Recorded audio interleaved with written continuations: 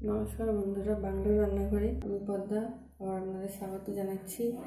আজ আমি আপনাদের জন্য নিয়ে এসেছি একটা ডিশ যার নাম হলো তড়কা বা ডাল তড়কাও বলতে পারেন এটা। তো এটা কীভাবে বানানো হয় তা আমি আজ আপনাদের দেখাবো।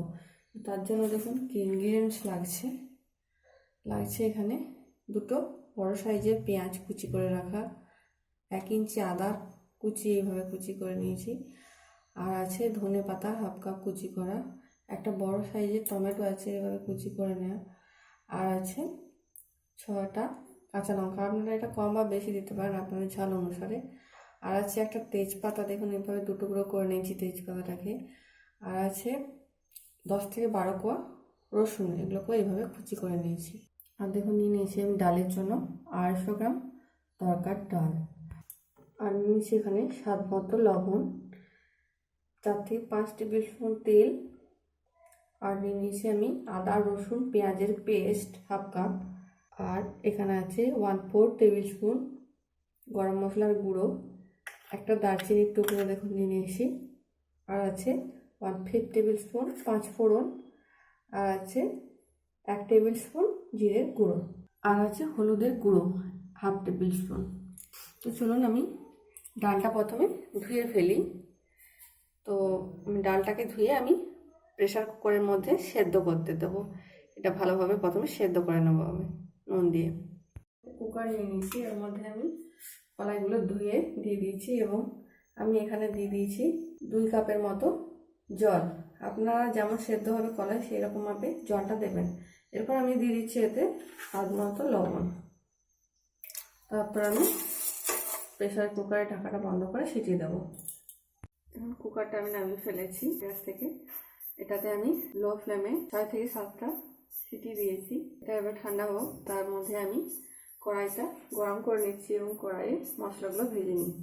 তো দেখুন কড়াই আমার গরম হয়ে গেছে, আমি কড়াইয়ের মধ্যে তেলটা দিয়ে দিচ্ছি। কড়াইয়ের মধ্যে তেলটা দিয়ে দিলাম। এরপর আমি দিয়ে দিচ্ছি তেজপাতাগুলো। এরপর আমি দিয়ে দিচ্ছি এর মধ্যে 5 ফোড়নটা, দারচিনির টুকরোটা।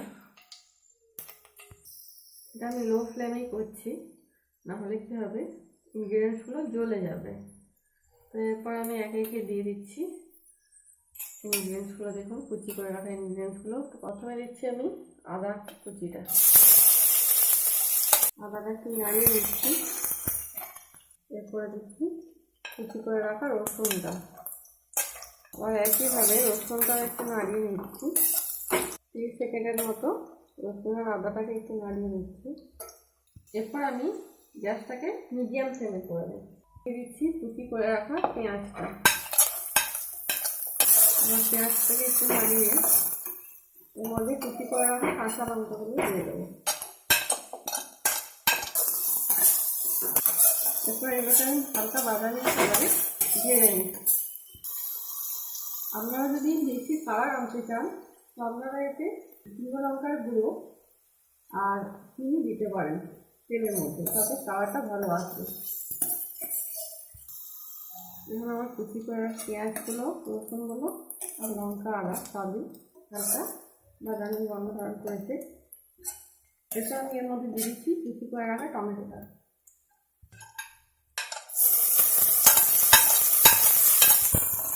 এরপর আমি এটাকে ভেজে নিচ্ছি। দেখুন টমেটোটা আমার ভাজা হয়ে গেছে। এরপর আমি এর মধ্যে দিয়ে দিচ্ছি পেঁয়াজ রসুন আদার পেস্টটা।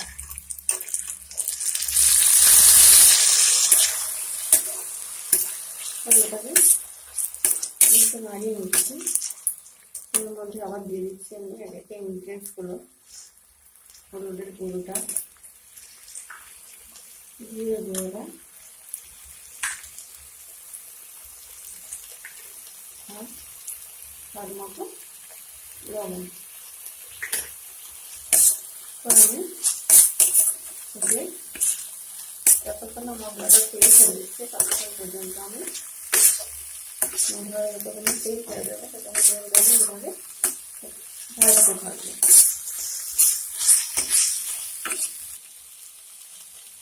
পরিমাণে তেল বেশি ছিল সেটা যোগ করে দিলাম।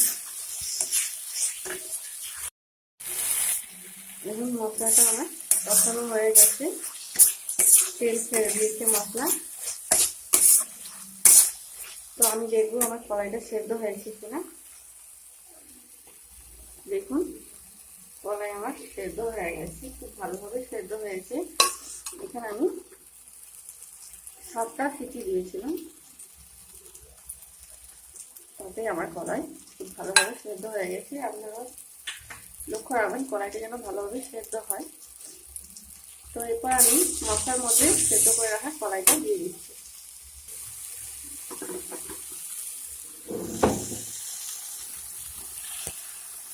কড়াইটা আমি দিয়ে দিলাম। তো ভালোভাবে নাড়িয়ে নিচ্ছি, কড়াইটা দিয়ে ভালোভাবে কষিয়ে নিচ্ছি।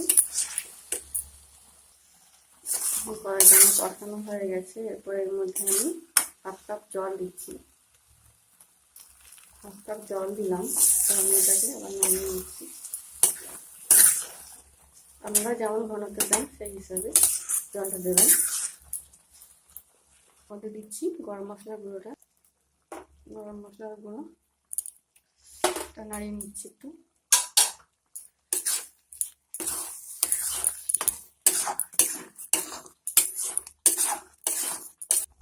এরপর আমি ধনে পাতাটা দিয়ে দিচ্ছি, একটু নাড়িয়ে নিচ্ছি।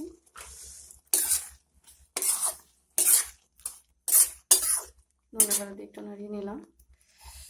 তো দেখুন রেডি হয়ে গেছে আমার তরকা। এটা আমি সার্ভিং ট্রেতে এরপর নামিয়ে ফেলছি। আমি এটা সার্ভিং ট্রেতে নামিয়ে ফেলেছি। আপনারা এটা বাড়িতে বানান এবং অবশ্যই জানান আমাকে কেমন হয়েছে আমার রেসিপি। এবং আমার চ্যানেলে লাইক করুন, কমেন্ট করুন, সাবস্ক্রাইব করুন এবং বেল বাটন অবশ্যই দাবান, যাতে আমার লেটেস্ট ভিডিওগুলি আপনাদের কাছে সরাসরি পৌঁছে যেতে পারে। এবং আমার ভিডিওটি দেখার জন্য আপনাকে অসংখ্য ধন্যবাদ।